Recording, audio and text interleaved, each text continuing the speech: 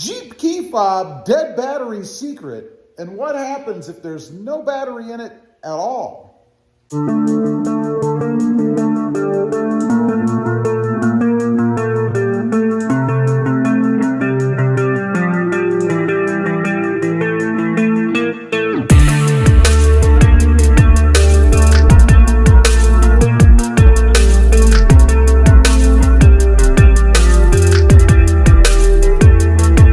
Good afternoon, everybody, and welcome back to Rob Motive JT.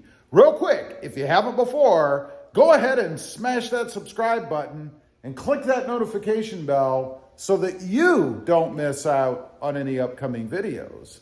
So I'm gonna show you guys a little Jeep dead battery key fob secret, and then we're also gonna see if this works if there's no battery in the key fob at all. So I can tell you the battery that's in this fob, it's been in it for about 4 years now. That's how long we've had the Jeep. And it just recently died. But that's not gonna leave you stranded, and I'm gonna show you how it works in just a second. But I'm also gonna go ahead and pop the battery out of this thing. We're gonna see if it works even if there's no battery in the key fob. So let's get the battery out.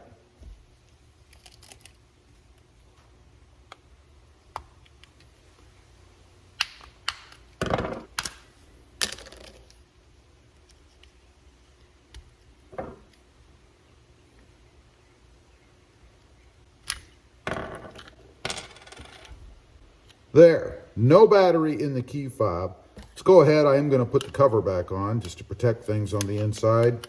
And we're going to go out to the Jeep and see if this trick works, this secret, which, by the way, isn't really a secret if you actually read your manual. But let's go out to the Jeep, see if it works.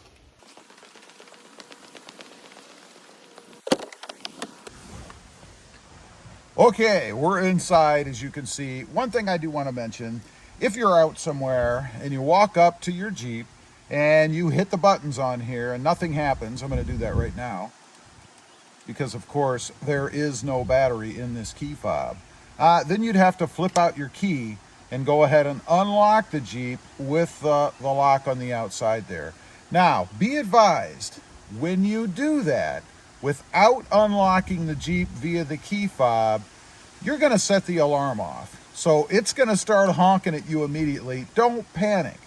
What you have to do is get inside and start the vehicle. So we're going to see if this works. The way that you're supposed to be able to do it, and I know it works with a battery in the fob, but I've never tried it without a battery in the fob. You're supposed to be able to push the edge of it up here against the push start. I usually just push it in. That's how I've been starting it for like the last 3 weeks.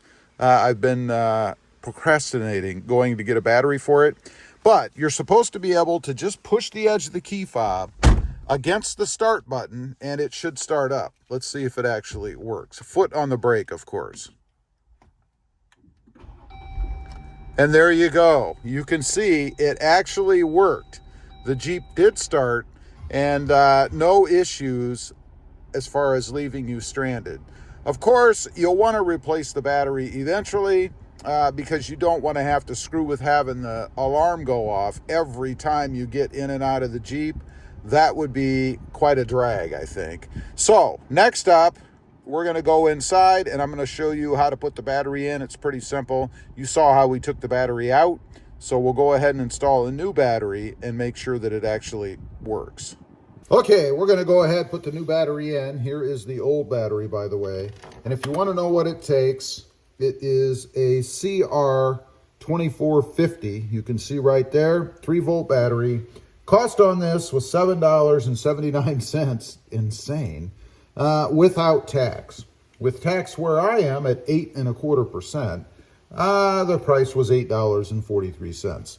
So, to pop this off, as you may have seen in the beginning, there is a slot right here. You just stick a screwdriver in there, kind of twist it a little bit like so. And then it's still very difficult to get off. I actually have to go in the side here and twist it a little more to kind of pop it up a little further. So you hear that little noise right there, and then you should be able to pull it off by hand, just like so. Now, putting it in, this isn't rocket science. Make sure it's clean, and I probably would want to grab the new one. Let's go ahead and get this thing out of here. And they make these things so it's about impossible to get into. And I understand why, because, you know, people steal them. But that makes us law-abiding citizens have to go through the motions. Jeez. It's even encased in plastic inside the package itself. God, man. Okay, we've got it out. It just slips in the same way that you got it out. Kind of push it in from the side like so. That's it. Make sure you put it with the smooth, unwritten on side down. Then go ahead, snap the cap back on. Should be pretty simple.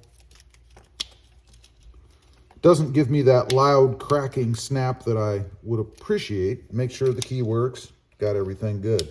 Now we have to make sure that the key fob actually unlocks and locks the Jeep. Let's do that next. Have the battery replaced in the key fob. Let's go ahead and actually hit it. Make sure that everything works. We'll hit the lock button. And there you go. You can see that the key fob now works properly. You know, this isn't rocket science. It's more of one of those little inconveniences that you procrastinate over, especially when you know the secret of a dead battery for the Jeep Gladiator or the Jeep Wrangler, which, by the way, it's the same process and the same procedure for the Jeep Gladiator. It works the same way. And I know this because I also had a dead battery much, much sooner in the fob for my Jeep Gladiator. You know, it's interesting. I was kind of surprised that the key fob actually works without having to have a battery in it at all. So for anybody that worries that you have to have a little bit of power left in this thing for it to work at all, you don't. It doesn't require a battery at all. I'm guessing it's because the sensor in it recognizes the chip, reads it, and knows that this fob is for your Jeep. Anyway, leave a comment. Let me know if you were aware of this, the Jeep dead key fob battery secret. I'd be curious to know. Again, it's not a big secret. It's in the manual if you ever break it open and look at it. I had to do that the first time myself. Has this ever happened to you? Ever been anywhere and had your fob go dead and you thought you were stranded?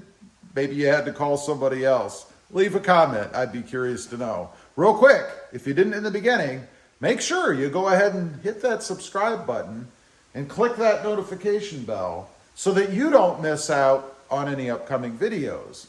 I do have 2 additional channels. Rob Motive, all about my 2021 Toyota Tacoma, and Rob Motive FST, all about full-size trucks. Currently, my Ram 1500. Check them out, and if you're interested, why not subscribe? Thanks for watching. Stay safe out there. Bye.